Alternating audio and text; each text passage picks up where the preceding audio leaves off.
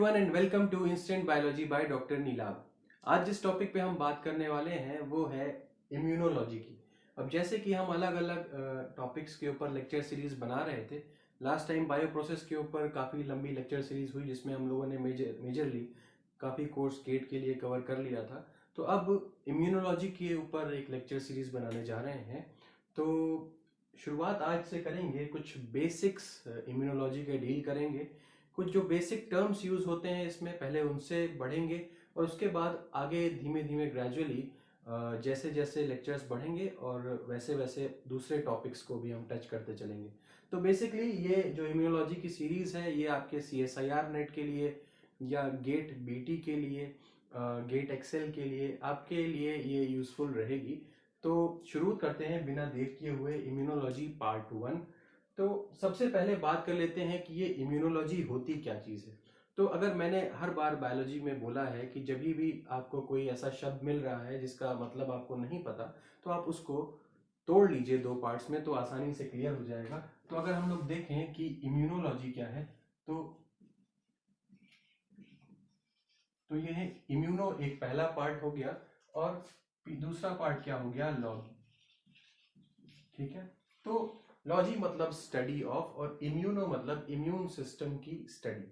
तो immune system की study को ही आप इम्यूनोलॉजी कहते हैं। तो इम्यून सिस्टम की स्टडी को अगर हम थोड़ा सा और इलेबोरेट करना चाहें तो यहाँ पे क्या मतलब है, बॉडी इम्यून रिस्पॉन्स शो करती है किसी भी चीज के। अगर फॉरेन कोई भी ऐसा एंटीजन आया है जो आपकी बॉडी को नुकसान पहुंचा सकता है तो आपकी बॉडी उस एंटीजन के लिए इम्यून रिस्पॉन्स शो करती है। तो उसी इम्यून रिस्पॉन्स को और डिजीज को कैसे रोकता है आपका बॉडी, आपके इम्यून सिस्टम कैसे काउंटर करता है डिजीज को, ये सभी इंटरैक्शंस, ये सभी जो प्रोसेसेस हैं हम इम्यूनोलॉजी के अंदर पढ़ते हैं। ठीक, इतना क्लियर हो गया होगा। तो अब आगे बात करते हैं एंटीजन की। तो हम लोगों को बहुत पहले से, बहुत लोअर क्लासेस से सिखाया जा रहा है कि ये एंटीजन क्या होता है, और एंटीजन के बारे में हमेशा हम लोग एक बात जरूर बोलते हैं कि ये फॉरेन सब्सटेंस है।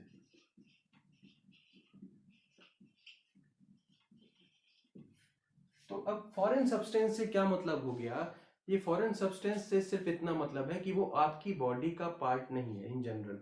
ठीक है, सपोज करिए ये एक पर्टिकुलर सेल है आपकी बॉडी का और ये एंटीजन जो है वो बाहर से कहीं कोई बैक्टीरियल पैथोजन है या कुछ भी ऐसा है। सपोज करिए ये है, ये क्या है, ये एक एंटीजन हो सकता है। एंटीजन हो सकता है, एंटीजन को हम AG लिखते हैं। तो ये इस सेल के बाहर का है, नुकसान पहुंचा सकता है बॉडी को। इस सेल के अंदर का पार्टिकल नहीं है, याद रखिएगा। इसको आप एंटीजन बोलते हैं। ठीक है, इसको आप एंटीजन बोलते हैं। अभी इसके बारे में थोड़ा सा मैं डिस्कशन और करूंगा। पहले मैं बात करना चाहता हूं एक दूसरे शब्द की जो है इम्यूनोजन। बहुत परेशान करता है लोगों को ये इम्यूनोजन और एंटीजन के बीच में डिफरेंस। ठीक, तो पहले समझने का प्रयास करेंगे कि अब इम्यूनोजन क्या होता है। नाम से ही, जैसे कि अगर हम फिर से इस शब्द को तोड़ना शुरू करें, जैसे इम्यूनोजन है,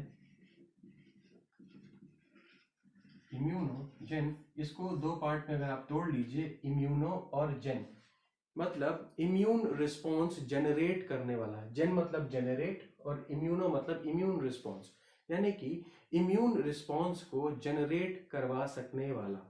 तो यहाँ पे अब एक और सवाल उठता है कि क्या सभी जो भी फॉरेन सब्सटेंस बॉडी के अंदर आएगा वो क्या इम्यून रिस्पॉन्स नहीं जनरेट करेगा? तो बिल्कुल ये सही सवाल है अगर आपके मन में आ रहा है। तो इसका आंसर है कि हाँ, जो भी एंटीजन आ रहा है वो जरूरी नहीं है कि आपकी बॉडी के अंदर इम्यून रिस्पॉन्स शो करे ही। चलिए इसको समझते हैं।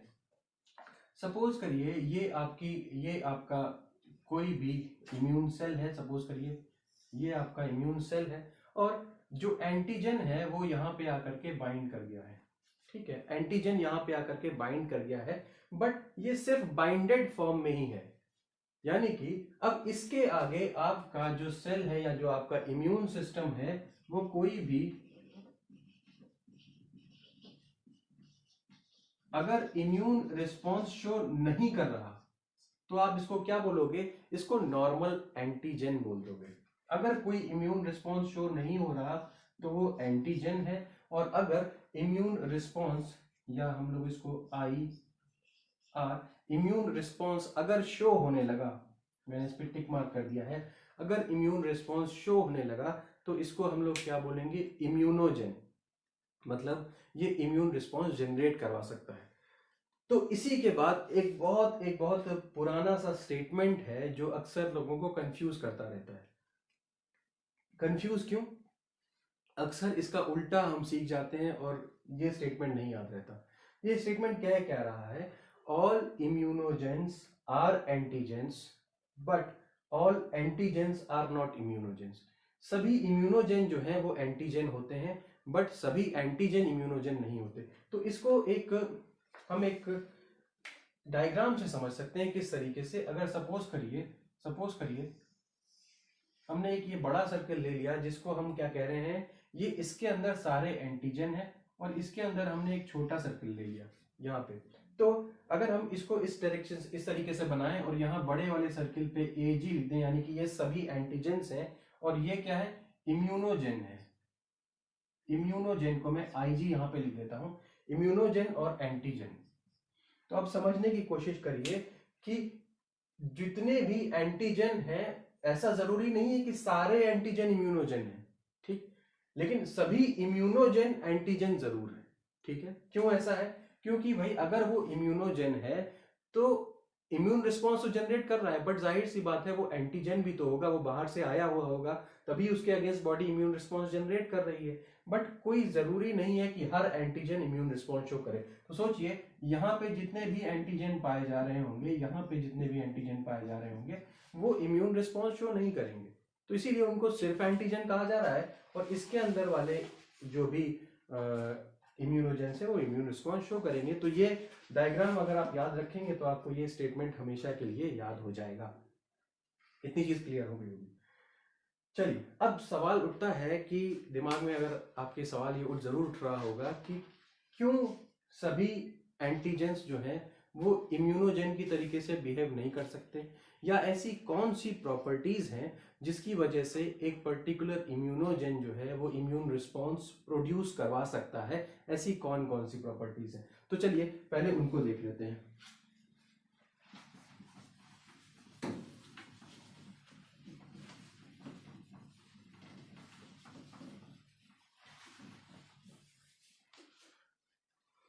तो चलिए पहले उसको देख लेते हैं कि कौन कौन सी ऐसी प्रॉपर्टीज हैं कि जिससे हमारा इम्यूनोजेनिक नेचर डेवलप होता है। तो सबसे पहली प्रॉपर्टी जो हमें सीखनी है वो है फॉरेननेस।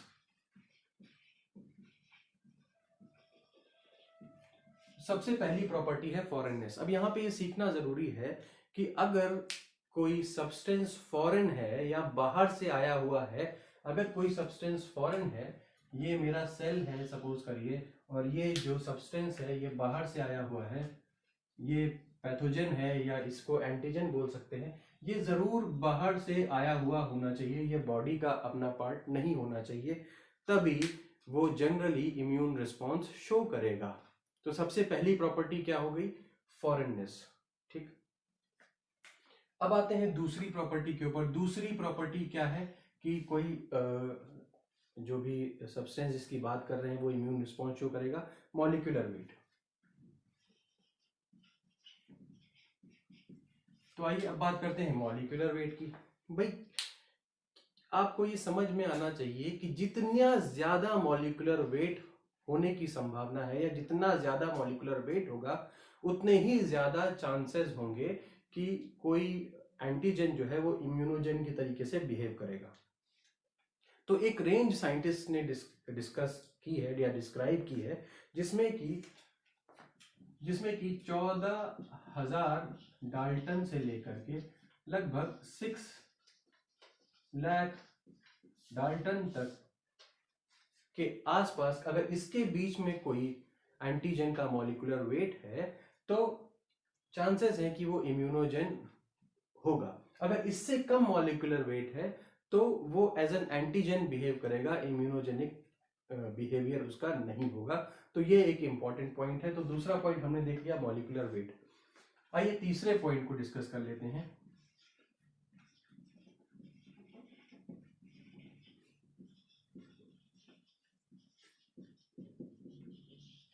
तीसरा पॉइंट हो गया केमिकल कॉम्प्लेक्सिटी। अब यहाँ पे इसको समझना बहुत जरूरी है, केमिकल कॉम्प्लेक्सिटी को। भाई अगर कोई भी सब्सटेंस ऐसा है जो कॉम्प्लेक्स इन नेचर है, सिंपल नहीं है, उसका स्ट्रक्चर जो है कॉम्प्लेक्स है, तो जितना ज्यादा कॉम्प्लेक्स होगा उतना ज्यादा उसको उसकी इम्यून रिस्पॉन्स जनरेट करने की कैपेसिटी होगी। ये बात जरूर समझ लीजिए। तो अगर आपने थोड़ा बहुत बायोकेमिस्ट्री पढ़ा हुआ है तो आपको ये पता होगा क्या कि जो जो सबसे कॉम्प्लिकेटेड या सबसे कॉम्प्लेक्स स्ट्रक्चर्स किसके होते हैं? सबसे कॉम्प्लेक्स स्ट्रक्चर्स पाए जाते हैं आपके प्रोटीन्स के। तो अगर कहें हम सबसे ज्यादा कॉम्प्लेक्सिटी या सबसे अधिक इम्यून रिस्पॉन्स या इम्यूनोजेनिक कौन से होंगे, वो होंगे आपके प्रोटीन्स। ठीक है, और उसके बाद अगर हम नंबर लें, उसके बाद अगर हम नाम लें तो क्या हो जाएगा? अक्सर इसके बाद कॉम्प्लेक्स जो कॉम्प्लिकेटेड जिनका स्ट्रक्चर होता है, ऐसे पॉलीसेकेराइड्स का नाम आता है।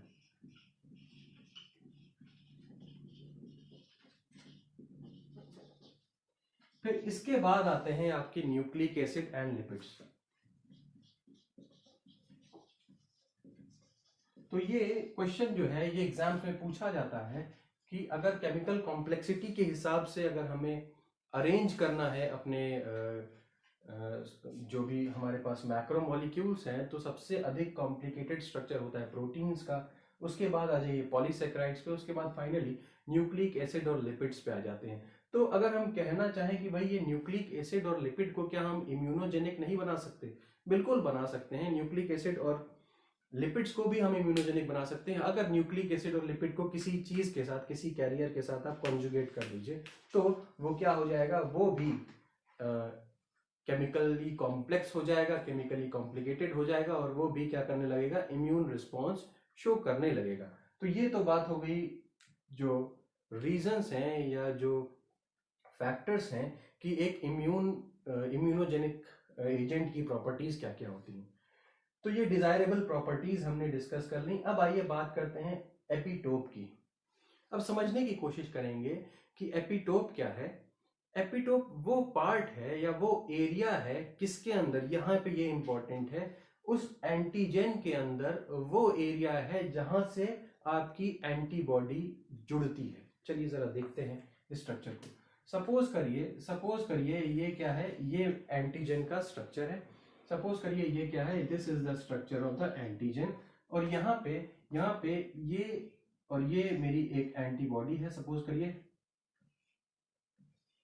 एंटीबॉडी है। एंटीबॉडी के बारे में हम लोग इन डिटेल डिस्कस करेंगे, बट अब सोचिए ये इस पर्टिकुलर रीजन से जुड़ रही है और यहाँ पे ये इस पर्टिकुलर रीजन से जुड़ रही है। ठीक है, तो ये इस पर्टिकुलर रीजन से जुड़ रही है और इस पर्टिकुलर रीजन से जुड़ रही है। तो एंटीजन का वो रीजन जो एंटीबॉडी से जुड़ रहा है, एंटीबॉडी के साथ इंटरैक्ट कर रहा है, उसको हम लोग क्या कहेंगे? उसको बोला जाएगा एपिटोप। सो ये दोनों ही क्या कहलाएंगे? एपिटोप। ये दोनों क्या कहलाएंगे? एपिटोप्स। ठीक, तो ये एपिटोप का कॉन्सेप्ट क्लियर हो गया होगा। अब जरा देखते हैं पैराटोप के बारे में। पैराटोप का क्या मतलब हो गया? भाई ये एपिटोप तो हो गया वो रीजन एंटीजन के ऊपर ना, एंटीजन का वो रीजन जो एंटीबॉडी से इंटरेक्ट कर रहा हो। सेम वे में जो एंटीबॉडी का जो रीजन एपिटोप से इंटरेक्ट कर रहा हो उसको आप क्या बोलोगे? पैराटोप बोलोगे। जैसे कि अब एंटीबॉडी का ये रीजन मान लीजिए, दिस रीजन, और एंटीबॉडी का यहाँ ये रीजन किससे इंटरेक्ट कर रहा है? एपिटोप से इंटरेक्ट कर रहा है, इसीलिए इसको क्या बोलोगे आप? पैराटोप।